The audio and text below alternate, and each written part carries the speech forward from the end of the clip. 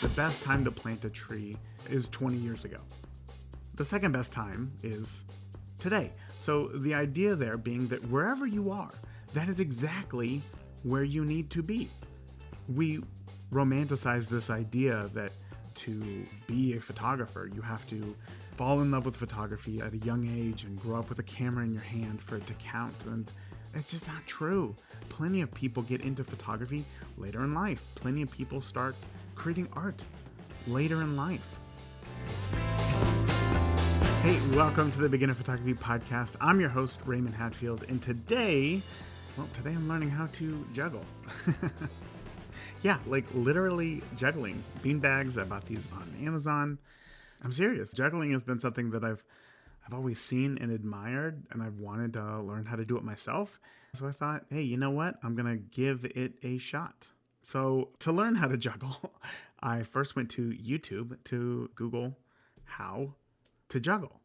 Bear with me. I know that this isn't off to the strongest photography start, but I think I watched like a dozen videos on how to juggle. And the ones that I was gravitated towards were the ones that were titled like, learn how to juggle in under 30 minutes. So naturally, we are going on day 8 now, where I'm still learning how to juggle, which is much more than 30 minutes, right? And I remember thinking to myself the other day, like, man, maybe I'm not cut out for this. I suck at this. This has been way more than 30 minutes. I should have figured this out a long time ago. What is wrong with me? But here's the thing. I think that if I didn't watch those videos on how to learn how to juggle in 30 minutes, I would have nothing to compare to. I would have nothing to compare my skills to, my progress to. I would have nothing to compare to but exactly what I'm doing. And I think I'd be thrilled today on day 8 to see my progress of still only being able to do 2 balls at a time. I haven't even got to the 3rd ball yet because that's progress. That's more than 1 ball. But comparison has been the thief of joy throughout this entire process of learning. So here's where we get into the photography part. If you've ever wondered, why do some photographers get thousands of likes and I just get 6? Or maybe you felt the pressure that every time you go out and shoot, you have to capture something incredible. Otherwise, you're wasting your time. Or maybe you felt the fear of, what if I'm not actually good at this? And maybe photography isn't my thing. Then this episode is going to be just for you. Here's the thing. That fear that we feel, that maybe this isn't for me, that why is this taking so long? That is not rooted in any sort of objective truth. It's purely based on comparison. There's this quiet part of the journey of photography that nobody really talks about. It's the shots that don't work. It's the shots with missed focus. It's the shots with awkward compositions. It's what creates its doubt. And because nobody posts those photos, right? Because those photos aren't really communicating a message, so it's natural that you wouldn't be posting those photos. But because nobody posts those photos, we assume that the only ones who are struggling is us. And maybe we're just not cut out for this. We're the only ones who look through our Lightroom catalog and see all the photos with the missed focus, the poor moment, the awkward compositions. But trust me when I tell you that every photographer, I mean every single one, ever, has been there. The difference maker here is that those who break past that doubt, the fear, and become professionals, the ones who grow simply keep going. That is the only difference. And I know how tempting it is to just scroll through your feed and compare your Tuesday afternoon backyard shot that got 4 likes to some, I don't know, nomad influencer, their sunrise shot on top of a mountain, who seems to somehow have just this uncanny ability to find and photograph the most perfectly photographic strangers that you've ever seen in your entire life, right? But let me ask you something. how many of those people do you think actually exist? I mean, how many of those people living this dream, perfect, ideal life do you think actually exist? And then going deeper, how many do you think are actually making a living doing that? So, as a podcast host, I can tell you that I receive loads of emails, and I've received a lot of emails over the years from people pitching themselves to be interviewed on the podcast.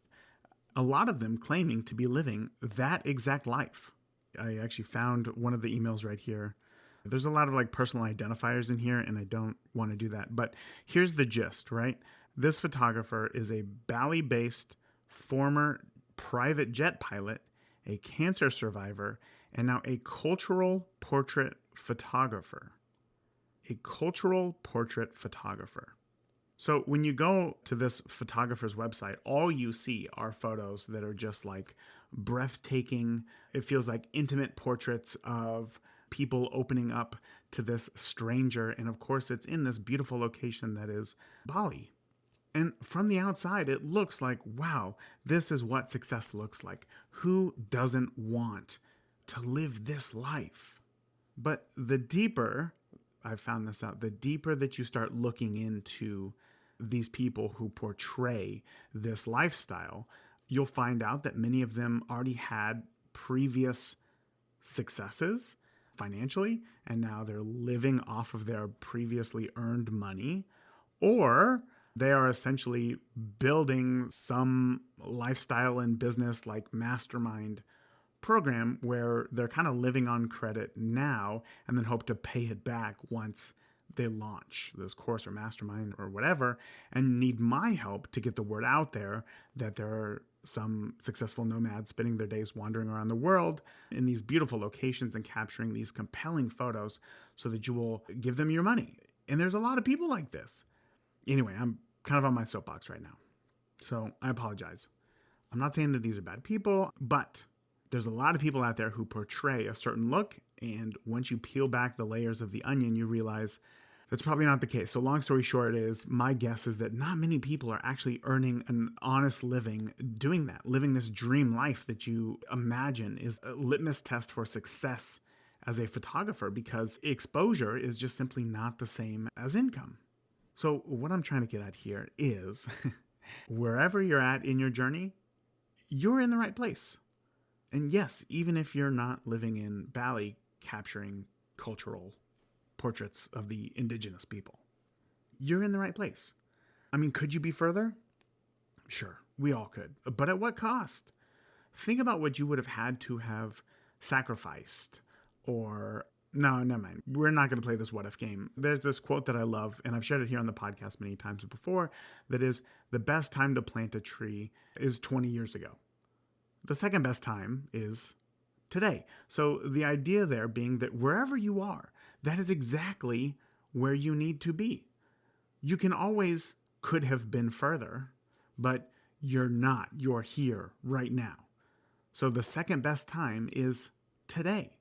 We romanticize this idea that to be a photographer, you have to fall in love with photography at a young age and grow up with a camera in your hand for it to count. And it's just not true. Plenty of people get into photography later in life. Plenty of people start creating art later in life.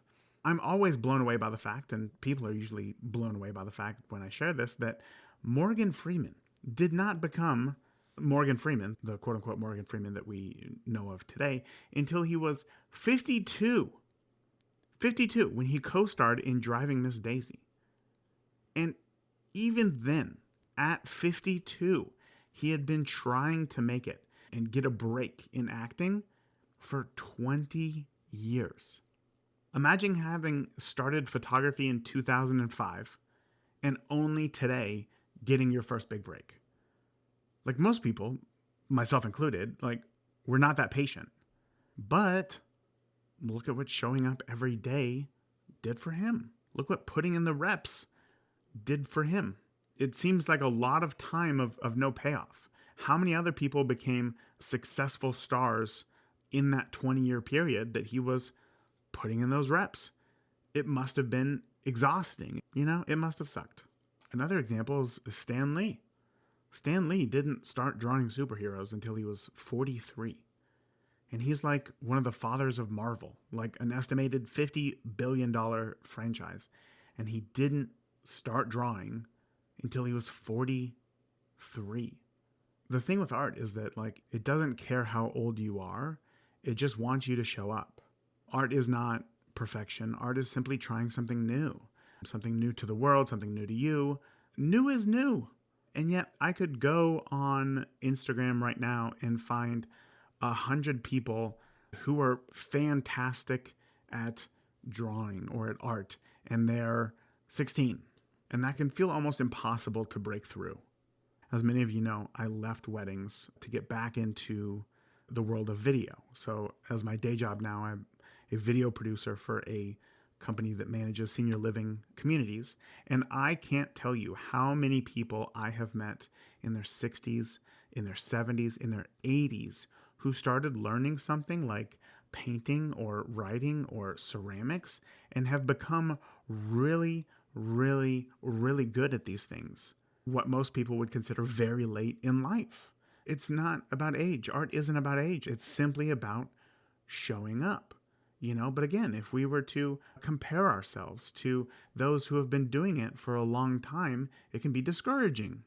And that is why I encourage you to take a camera with you everywhere you go, because it increases your chances of showing up and taking the photos. It allows you to put in more reps. That's all it does. By simply bringing a camera with you places doesn't magically mean that you're going to be taking better photos. It just means that you're going to have more opportunities to take more photos. And the more photos that you take, the better you're going to get. That's how I end every episode of the podcast. And yet when you scroll Instagram, your brain does not say, oh, I'm looking at 30 different photographers with literally centuries worth of combined photography experience. Your brain it can't comprehend all that. And it just says, wow, look at this crazy, diverse, amazing portfolio. But we forget about the learning curve. We discount the time that these photographers have spent behind the camera. And what we do is we try to simplify it as much as possible. We just think, oh, beautiful subject plus expensive gear equals validation that I'm a photographer. And that's it. But here's actually a dirty little secret from behind the scenes in the world of photography education or what have you. It's that photos of gear tend to get so much more engagement than photos that gear produced. Why is that? Why? I saw this quote that I absolutely love. I'm not sure who said it, so I don't know who to attribute. In fact, I probably should have Googled it, but I didn't. Sorry. I think about it a lot. It's that it says, your competition isn't other people or other people with fancy gear. Your competition is your procrastination. Your competition is your negative thoughts. Your competition is your comfort zone. Compete against that. That's something that I have to remind myself of constantly. Our brains are really good at wanting to come up with stories in our head, find a villain, find a way, a shortcut. And it feels like, yeah, expensive gear is a shortcut. The villain is other people with expensive gear. And I'm not saying that they're actual villains or bad people, but like that's how our brains work. We're just simple humans. But the truth is, like, you don't have to be an Ansel Adams to call yourself a photographer. You don't have to be a Vivian Meyer or a Pete Souza or a Vanessa Joy, which, by the way, happy birthday, Vanessa. You don't have to be these people to be a photographer. You don't need gallery representation. You don't need some viral reel. And you don't need some $4,000 lens to call yourself a photographer. All you need is a desire to look at the world just a little bit closer and click that shutter button with intention. By picking up a camera, by being interested in the world around you and using the tool in your hand to capture something, well, you're a photographer. That's it. That is it. Some people shoot more, sure, yeah. Some people have access to cooler subjects, sure. That doesn't make their work more worthy. It doesn't. What separates somebody who grows in photography from somebody who doesn't is consistency, and approach each time that they shoot with a desire to learn and grow. They show up, they shoot, and they try to be 1% better each and every time. That's all that it is. And over time, over years, over decades, guess what? That desire to learn and grow, to be 1% better every time, turns them into the photographers that we admire.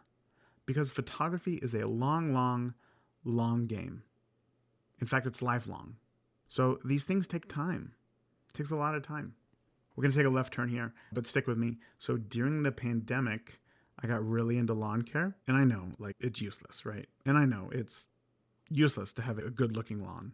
I think I just like the quiet time and the simple task, like when mowing and doing yard work the most. But anyway, my lawn looks really good, right? Like, I'm not going to sugarcoat it. I'm not going to hold back. Lawn looks good. And if I had to give you the 80-20 of having a great cool season grass lawn, it's this: mow twice a week and overseed in the fall. There you go. Those two things will give you 80% of the results of a perfect lawn with only 20% of the effort.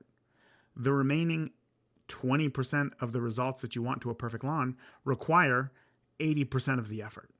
But mowing twice a week not only cuts down on weeds' ability to grow and spread, but the clippings from the grass provide much needed nitrogen to the soil when they start to break down, right? And then overseeding in the fall will just fill in all of those bare spots of soil with more grass, making it harder for new weeds to pop up. And boom, there you go. A lush grass lawn with not many weeds. But even if you do those things consistently, it takes, I don't know, 2 to 3 seasons to start to see real results. So again, humble brag, but like when neighbors stop by and say, oh, I mow consistently and I laid down some grass seed last month and my yard still looks like garbage, they say it to me as if I'm like hiding something. Like, how come your yard looks good and mine does not, and yet I'm doing the same thing? The answer is it just takes time. It just takes time. Like, great job mowing and laying down some grass seed. Now just keep doing it for 3 more years and then come back and talk to me if you're not happy with the results. If you think that you're going to get a lawn like mine, which I've been working on for 5 years now, in just a few months, like, that's insane. That is insane. And yet, that is exactly what we do to ourselves in photography. I mean, we think, oh, if we have the same gear, we should be able to capture the same photos as photographers who have been working consistently on their craft for 5+ years. Like, get out of here, man. What are you talking about? That's ridiculous. Ridiculous. But I get it, because I've done it too. You know why? Because I'm a human, and the human brain loves black and white thinking. It is so much easier on the brain to think, if this, then that. If I buy this lens, then I'll finally be able to get great photos. If I'm not progressing super fast, then I must not be good. But life, as you know, is not in black and white. There's a lot of gray. And that gray actually is the most important color in photography. I don't know if you know this, but gray is how your camera determines what is a correct exposure, because it's the middle point between too bright, a pure white photo, and too dark, pure black. It's the middle point. It's gray. The gray area is so important. There's a song that I used to listen to in my younger years, to where if you, I don't know, graduated high school in the early 2000s, you might know the band Circa Survive. They have this song called "The Difference Between Medicine and Poison is in the Dose." What does that mean? It means that it's not all or nothing. It's all about balance. It's all about nuance. It's gray. It's gray. There's gray area. Embrace the gray area. Understand that there's gray area. Can somebody progress as a photographer faster than you? Yes, of course. But guess what? Maybe they don't have bills to pay. Maybe they don't have 2 kids. Maybe they don't have a job with the security of medical and retirement. They're at a different point in their lives. That's gray area. Does it suck when you see somebody brand new to photography, like newer than you, with like flagship gear costing tens of thousands of dollars? Yes, it sucks. Are they going to get better photos than you? It sure feels like that. I've been to weddings where a guest will show up with better photo gear than what I have as a professional wedding photographer. And I'm telling you, having never met this person in my life, having never seen any of their photos, there's an inherent idea that they must be great at photography. They must be able to take great photos. Even as a professional who teaches that gear does not matter as much as we all say that it does, I still think those things too. I've thought those exact same things. It's because I'm human, you're human. This is what our brain does, okay? But it's gray area. It's all gray. After talking to him and finding out that, oh, he's just going on a once in a life trip to Africa to a safari, he wanted to buy all the best gear and he got it early, so he brought it to his niece's wedding. Oh, this guy doesn't know how to use a camera. He's not taking better photos than I am. His circumstances were different than mine. And that's fine. That's great. Whatever. It's all gray area. It's all gray area. We have this idea that to eliminate this noise in our brain that says we're not good enough, we tell ourselves that we have to know everything about photography. Otherwise, we know nothing, right? We have to know our camera inside and out. We have to know everything about lenses and apertures and focal lengths. And we have to have shot in every lighting condition and know how to do everything without a hitch every single time. And that's just not possible. That's just not possible. Asking yourself, how do I get better at photography, is such a big, huge, massive question, because the world of photography is not only ever changing, but there's also so much that you don't need to know. So instead of asking yourself, how do I get better at photography, ask yourself something more pointed. Why do I photograph? What draws me in? What moments make me pause? And there's no right or wrong answer here. It's personal to you. Ask yourself those questions. Why do you photograph? What draws you in? What moments make you pause? It's personal to you. Is it to get likes on Instagram? Is it to sell your photos for millions at auction? Is it to be the world's most sought after portrait photographer? Probably not. Would it be nice to have those other things? Sure, whatever. I'm not going to say no, but is that why you photograph? Probably not. I think that the goal of photography is to take notice of the world around you. Life is fast, and the camera allows us to slow it down just a bit. Maybe your motivation is being able to capture that person and their reaction. Maybe your motivation is getting that shot of a valley in the morning with fog and cows at sunrise, right? With photography, you can preserve this moment in time. It sounds like a trope, but it's true. With photography, you can not only connect with friends, connect with family, connect with your environment, but you connect with yourself. That is the most powerful thing that photography has to offer, is the ability to allow you to connect with yourself. With yourself in a camera, you can create something that has never been created before and will never be created again. Because you can't recreate a moment. The photo that you take will be the only one. Even if there's somebody standing right next to you taking a photo of the exact same thing, the photos are going to feel different. They're going to be composed different. They're going to be different. The photo you take will be the only one. That's what I mean. So today, rather than asking yourself, how do you get better at photography, ask yourself, why do I photograph the things I photograph? Why do I photograph at all? Seriously, sit down and ask yourself that question. Why do I photograph the things I photograph? Why do I photograph at all?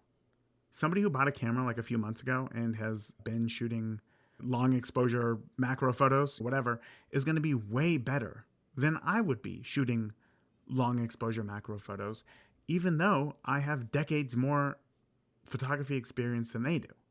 Photography is not about knowing everything about photography. It's about knowing what you need to know for what you want to shoot. And then you optimize for that and you don't worry about the rest. I had this exact idea, conversation in last week's Q&A episode. Like RAW versus JPEG, and like, listen, RAW is a superior file format to JPEG. There's no question. That's not up for debate. But if you're optimizing for speed, optimizing for pure joy of shooting, and optimizing for the least amount of time editing your photos, then guess what? JPEG's going to be the answer for you. And in that case, JPEG is better than RAW because you're optimizing for what matters most to you, and then you don't worry about the rest. So this week, I've got a challenge for you. I want you to create a 7-day photo diary. What does that mean? 1 photo a day, whatever subject you want, whatever camera you got, right? DSLR, your phone, point and shoot from 2010, whatever, doesn't matter. But there's one rule. Every photo has to be of something that made you pause and notice. Now, that doesn't mean that your photo has to be mind-blowing. In fact, it probably won't be. So the other day, I was driving home, and as I was going up over an overpass, in the sky, there was this hawk. And I don't know why I love hawks so much, but there was this hawk in the sky. And I don't know if you've ever seen a hawk do this, but a hawk has the ability to just like hover in the air by flapping its wings like really fast. And it will stay in the exact same spot, and its head will not move. Like its entire body is moving, but its head is like locked on a gimbal. It is amazing. And around this hawk were like 5 or 6 other like smaller birds either trying to attack this hawk or trying to distract it. I'm not entirely sure what it was, but I've never seen it before. And that was mind-blowing to me. I was like, wow, look at this. Like this, I'm witnessing this battle to survive within nature. It was so cool. I really wanted to get a photo of it, but I didn't. And you're not going to see things like that every day. So don't, imagine that every photo that you take has to be mind-blowing. Some days you're just going to notice the way that there's a reflection of light. Or maybe you're on an evening walk, and I saw this the other day, an old man sitting on a bench who was on his phone, just like lost in his phone, next to a young kid who was just totally content watching life move by. And I was like, oh man, that juxtaposition right there is fantastic. The point is, sometimes you notice things that, again, aren't mind-blowing, but you take notice of them. The way your dog always tends to find that spot of sunshine so that they can take a nap. Again, it doesn't matter what it is that you notice. It just matters that you notice. You notice something. And the more that you take notice of what you notice, the more in tune your photographic eye becomes. It's not about being the best. Best is so subjective. It's so stupid. Unless you're like playing sports or like have something that you can accurately measure. Best is so subjective. The only thing that you can measure against is yourself. You are the only circumstance that isn't going to change. You can't compare yourself to somebody younger than you, with more freedom than you, with more time freedom than you, with more money than you, with more access to a cool location than you. You can't compare yourself to those people because you are you. You are you. You're not behind. You're not late. You are exactly where you need to be. And here's the best part about that. It's that you've already started. All right? So keep going. Be consistent. Keep showing up. Put in the reps and channel your inner Morgan Freeman. For the next 20 years, imagine that nothing is going to happen for you in photography. And see if you're really ready to make that commitment to be the best that you can be. That's all that I got for you today. Until next time, remember, the more that you shoot today, the more reps you put in, the better of a photographer you will be tomorrow. Talk soon. Thank you for tuning into this week's episode of the Beginner Photography Podcast. If you enjoyed today's episode, please share it with a friend. Start a conversation. Grow together. That is it for this week. Remember, the more that you shoot today, the better of a photographer you will be tomorrow. Talk soon. Thank you for listening to the Beginner Photography Podcast. Keep shooting, and we'll see you next week.